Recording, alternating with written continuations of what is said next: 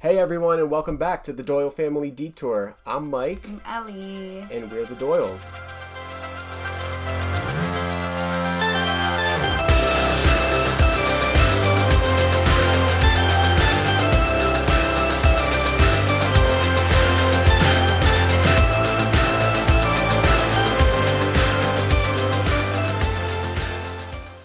Right now we are in week 7 or so of our journey out in the great American West, and we are about 10 days deep into boondocking. Yeah, we are in the town of Alameda, which, as we have decided, was named after Gordo from Lizzie McGuire.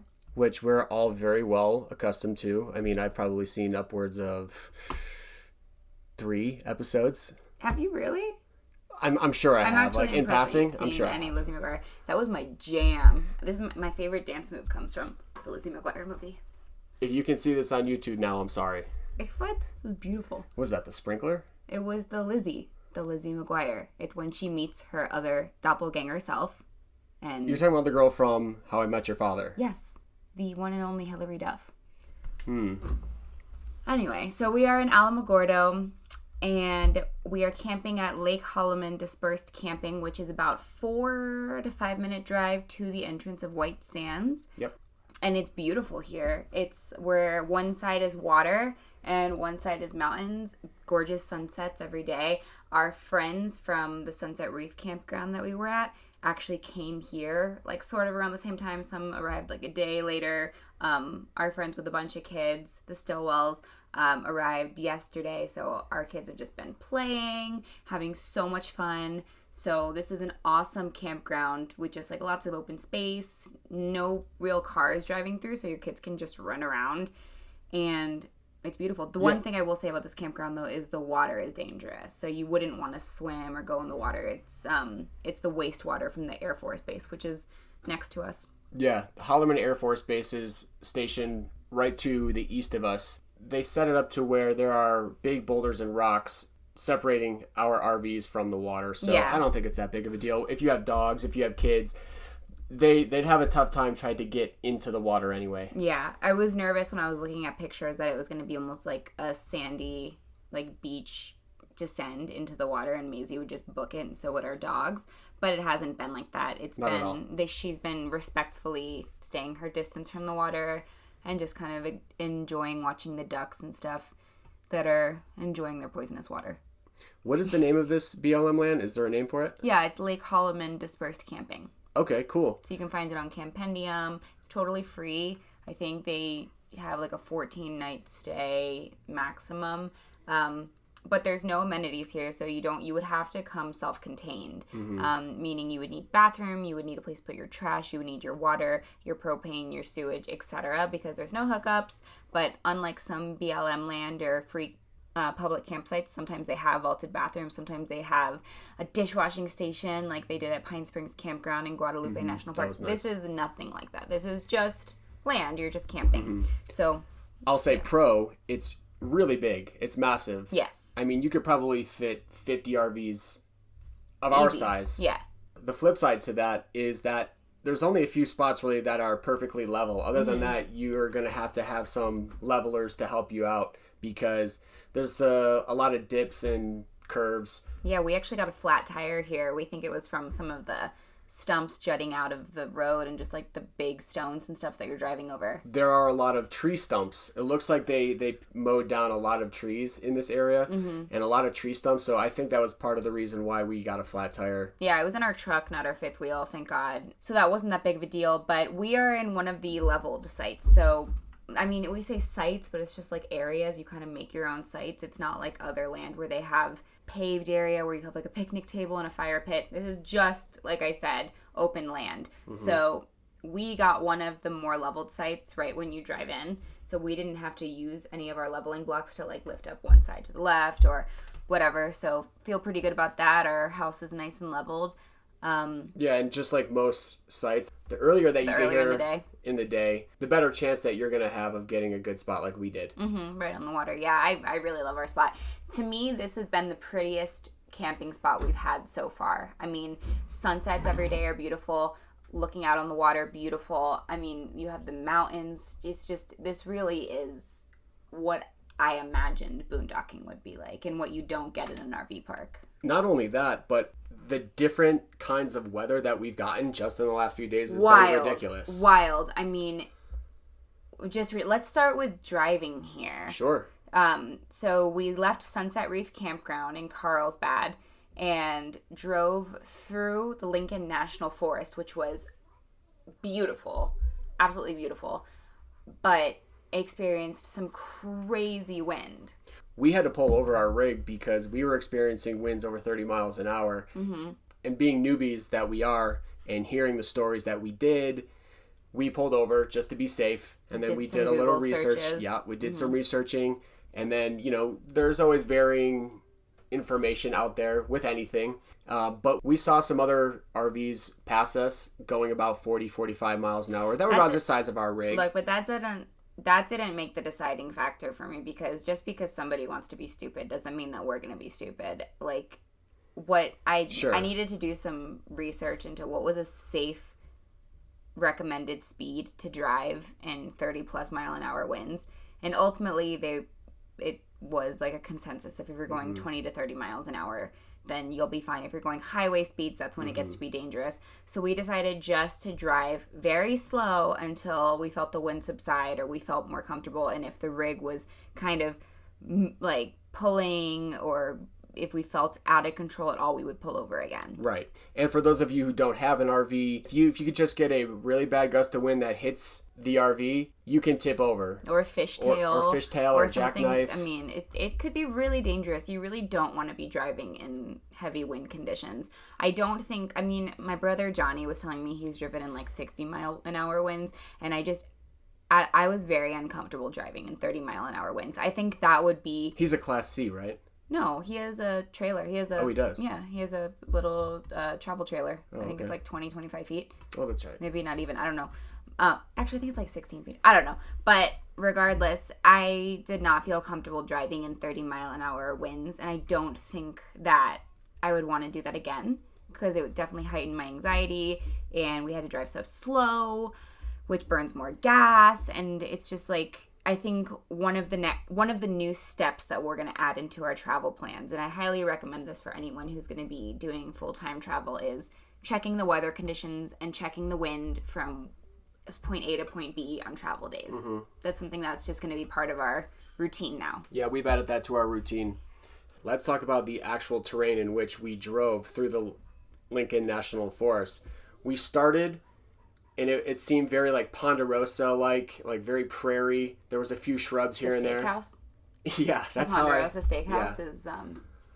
That's what I think when you say Ponderosa. You know the artwork, like there's random cactuses and shrubs along the way, and that's just the way I think of it. Yeah. But you'll see it if you're watching on YouTube. You could see all the videos that I post. So you start going up the mountain, and as you're getting up there, you start to see mountain faces that have snow on the side. And then you start to see more and more pine trees. And then all of a sudden, you are in a winter wonderland. Oh, it was so beautiful. Maisie kept saying, like, Santa trees, because they were beautiful, giant Christmas trees. And it was, like, as cool as the spots that we've been visiting in Texas and New Mexico. I am over the desert. I realize I am the kind of person who needs lush, green, things that are living, and seeing those big, beautiful trees in Snowcapped Mountains. Oh my gosh, it was like the happiest my heart has felt in a long time. It was just Well, then you really should beautiful. Probably live, or we should probably live in high elevation. Yeah. You kicking me out. I'm going with you. I'm going wherever you go. Okay. But yeah, we should probably live in high elevation, because when we got to that point, I realized that we were over 8,500 feet in elevation, which is right around the peak of Texas, the Guadalupe Mountains, which is the highest. Mm-hmm. We were like right around higher than that, I think, at one point. So, and then on the descent, coming down from the Lincoln National Forest was entering, again, a whole new other world. We were coming back down into a desert. Yeah. It's wild how quickly the terrain changes. I mean, when we were in Carlsbad, I was kind of venting to Mike, and I was just like, oh, I'm over the desert. Like, I'm ready to get into different terrain. I'm ready to see green again. I want to see living. And he's like, well, buckle up, honey. This is what you're going to be seeing for the next X amount of weeks. But the next day, we were in, like, lush, green, beautiful forest. So, and that was the same state, and that was just, like, 100 miles away from where we were. So it's just wild how the terrain can change in just a certain amount of miles in the same state, in the same weather, in the same time of year. It's just... It's all about elevation, baby. Yeah, I mean, I think it's about a lot of things, but it was really cool to experience that. Yeah. And I'm sorry that we keep jumping around with our drive, but one thing that we did see for the first time was a whole lot of tumbleweeds. That was so cool. Yeah. It really was like the movies. They literally just roll on by. Yeah, and they whistle as they go by. Yeah. I can't do it. Yeah, that's what they say. Hang 'em high. So we got to our new campsite. We had read some reviews that it was a really narrow entrance. So if you are going to camp here, be prepared for that. I jumped out of the car and kind of was on the phone with Mike. Wesley just wants to pop in and say hi. I was on the phone with Mike just kind of telling him how close we were to each side. Our giant fifth wheel and big truck could make it. Your rig will be able to make it too, but it is a narrow entrance. So got in, unhitched, had some dinner. I think the next day was like a big errands day for us and just kind of like hanging out. That's when we had the craziest wind day ever. So talk about different weather. I mean, sandstorms, we had crazy wind driving in, but the following day was like the most intense. I felt like we were in the middle of a tornado. It was really crazy. Well, think about this. Right down the road is one of the biggest sand dunes in our country. And then on top of that, you have 50-mile-an-hour winds. Yeah. So it looks like Armageddon out here. It was insane. You couldn't see in like more than 5-6 feet in front of you. It was really crazy. So we didn't really do much on the crazy wind day. I didn't feel like our rig was going to tip over. That would take like 75, 80-mile-an-hour winds. But it was just like definitely a chill day, run errands, get groceries, hang out in the house, watch a movie kind of day. But then the next day we woke up and went to White Sands National Park, which was really cool and just down the road. So I think this is actually, if I'm not mistaken, the closest place you can camp to White Sands unless you're camping in the park. So we got into White Sands and then went to the visitor center to buy our saucer. Now, and that's our sled, like to go down the mountains. I had heard from a couple other podcasters and bloggers and whatever to try to buy your sled before you go into the park. The day before when I was running errands, I went everywhere. I went to Home Depot, I went to Marshall's, I went to Walmart, I went to Harbor Freight. Nowhere had these sleds. So maybe they stock up more different times a year, but in a February in 2022, the only place to get sleds in Alameda was at the visitor center. So $25 new, $16 used. They didn't have any used ones when we were there, so we bought one new. Got some wax for the board because I heard that helps. Wax is essential. Yeah, go down. And I bought a postcard, and I think everything came out to like $30. So it's not break the bank. If you have a bunch of kids, and it might get more expensive. We just bought one sled for our family, and that was more than enough. So we were told to keep driving if we wanted to get to the bigger sand dunes. And so we did. We drove all the way down to the loop, and that's where you got like the 60-foot sand dunes. And that was super fun. Maisie flew down those sand dunes. She loved it, but I think she liked wiping out even more than she did sliding down on the sled. It's crazy. Someone like me who comes from Buffalo, who has gone sledding his whole life, this style of sledding is, I think, a lot more fun in the fact that it's not as cold. Oh, yeah. It was a little cold, just especially because you're bare feet and it's February. But you can, at certain points in the dunes, you can put your feet in and like you're halfway up your shin. And trying to get up the dunes is an exercise in itself, too. We got to work out. I physically could not bring Maisie up the mountain. Like, I was like, okay, kid, you got to either walk or daddy's got to come get you because I am not in good enough shape to be able to carry you up. Crazy leg exercise. Oh, crazy leg, crazy butt, crazy abs. Like, yeah. I got to work out yesterday. I'm sore today. But it's a lot of fun going down.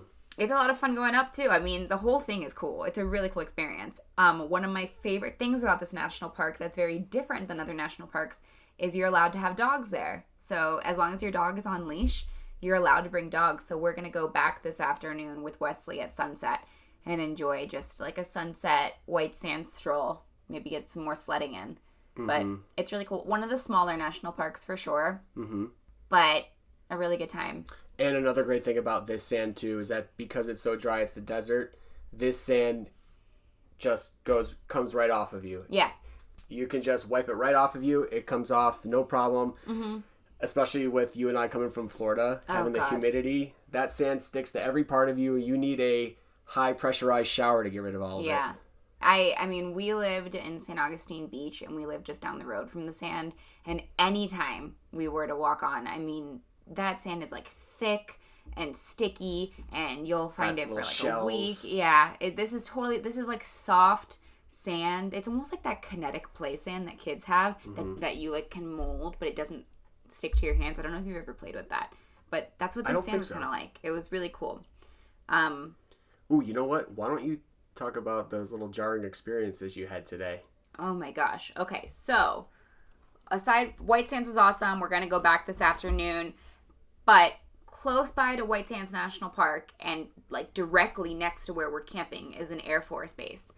And they have sonic booms that I experienced for the first time today and just about crapped myself. Mike and Maisie were out on an afternoon adventure. We were at a park, and there was a park mom there too with her little child. And she actually lives on base with her husband. And she was telling me that a lot of these sonic booms happen on Fridays. So if you're going to be in this area and it's a Friday, just be prepared to have a jarring experience, almost like a bomb is going off. It felt like a bomb was going off. So you hear a huge loud boom and the RV shakes, and it almost sounds like what you see in a movie before just red encompasses and like explodes and takes over the whole room that you're in. I thought like this is where I die. I thought an accidental bomb went off at the Air Force Base or something. Both the dogs were shaking. After I realized what it was, like, I just had the biggest, like, adrenaline rush. Like, I just went down a roller coaster. I still don't think, like, I fully recovered. I didn't like it. I would like for that to never happen again. She said sometimes it happens at night, too. Like, when you're sleeping. Oh, that's just mean. Right? That's just, they shouldn't do that. That's just not nice. We haven't experienced that yet. No. We'll see. Hopefully that doesn't happen tonight, because that'll scare the crap out of Maisie, the dogs, me. It's mostly. Yeah, mostly me. So, coming to White Sands, if you have a saucer or a sled, bring it, because then you don't have to spend the $25. Have your wax, obviously have your water and a towel, your sunscreen, because you are in the desert. Even if it's cold, definitely bring sunscreen, because the sunlight reflects onto the white sand and it bounces up, and you can easily get sunburn if you're out there for a little while, even if it's cold. And bring your dogs. Enjoy it with your puppers. Other things to do in the area at Alamogordo, there is the world's largest pistachio. I think we're going to... Do you think it's real? No, that's why I want to pass on it. If it was real, I wanted to go. But it was like a man-made thing. Because I looked it up. I was like, okay, well, that could be cool. But it's just one of kind those of a cool, gimmick. like, side of the road attractions. It just sounds like that's one of those things. Yeah, it was a son made it for his dad, because I guess his dad really liked pistachios. I went into kind of like a deep dive on this pistachio thing. But anyway, so there's that. And Nothing shows a son's love to his father like a nice 30-foot tall pistachio. I mean, that's what they say. That's what that one guy said one time. And then there was Mike and Maisie experience like a cool little zoo today. Oh my gosh, that was a treat. Ellie had some work to do, and she said, hey, go check out this park. It's right next to Marshall's. So I drive up, and I see that there's silhouettes of animals on the fence. I'm like, oh, that's interesting for a park. It funnels you into a gift shop, and the lady says, hi, welcome to Alameda Zoo. And I was like, oh, cool. The best part was everyone under 3 years of age is free, and adults are $4. So I spent $4 for a few hours of seeing all different kinds of birds. I'm talking hawks, owls, parrots, peacocks, vultures, crows. We got to feed ducks. They had red foxes, otters, even monkeys. Now they did, yeah. Even monkeys. Yeah, they had the little bonobo monkeys. That's fun. Yeah. They also have a bear. He wasn't out. We didn't get to see him, but all of the animals were out, and it's so close. You're so close in proximity to these animals. I felt like it was a steal. It was like better than a regular zoo. That's awesome. Maisie had a good time. Maisie had a great time. So that's a cool activity to do on a down day when you're not going to White Sands when you're in the area. And yeah, they have that cool playground because that's what I saw when I was driving. Oh, and she spent probably half the time we were there, she spent at the playground. Yeah, it looked like a cool playground. Yeah, it was. So if you are boondocking, if you're staying at Lake Holloman, if you go on the iOverlander app, it'll tell you where to fill up for water in the area. There was 2 gas stations that offer free water, and then there's like a pay water place not too far away. Mm-hmm. So we've done both of the gas stations so far. Mm-hmm. I went to Speedway, was the first one. That one was a little difficult. You need a wrench because the spigot handle is broken. And then the second one I went to was Murphy gas station. Murphy's gas, yeah. Both which kind is of much in the cleaner. same area.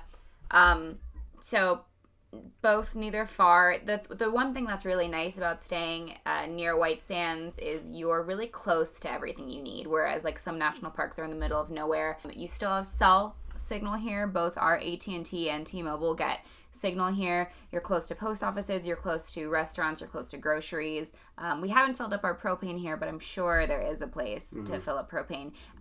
You're close to everything. So this is a nice national park when you don't want to feel completely isolated from reality and you just want to have some fun with the family. Yeah, nice. Well said. Thanks. Got anything else? No. I think we pretty much covered where we're staying and what we've experienced last week. So I don't think we had anyone submit any questions this week, so I'm going to ask you a question. Okay. All right. So my question to you is, what is something or some things that you miss about living stationary or in like a sticks and bricks house? Well, I miss the comfort of our king-size bed.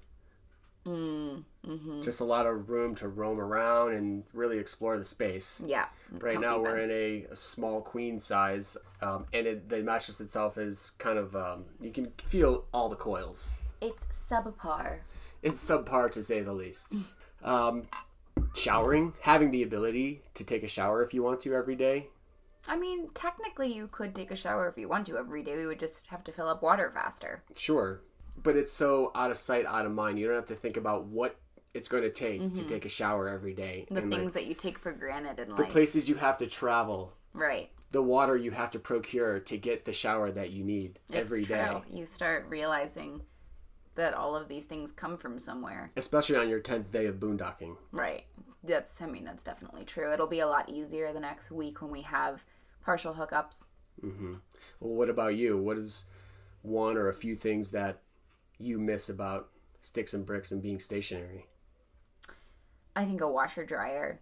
Like, our washer's cool and it works for what we need, but when it's like lugging it out of the shower, plugging it in, putting it back in the shower, and then also clothes drying is not... Did I say clothes? You did. I got that from you. No. Drying clothes on a clothes dryer hanger rack thing is not ideal. It reminds me of doing Christmas in Connecticut where my grandma used to clothesline stuff and it would always be crunchy. Oh, those crunchy towels? Yeah, we have crunchy clothes now. Yeah. So I definitely miss the washer dryer situation. We're lucky enough that my parents are visiting us in Durango when we're in Colorado in a couple weeks, and we rented a cabin for like 4 or 5 days. And I made sure that cabin had a washer dryer, had a bathtub. I won't be surprised if you sleep in the dryer. I wouldn't be surprised if I slept in the washer. So that's one of the things I miss. I think also a pantry. I am 5'2", and I cannot reach our pantry. Oh, it's comical trying to watch you. It's frustrating.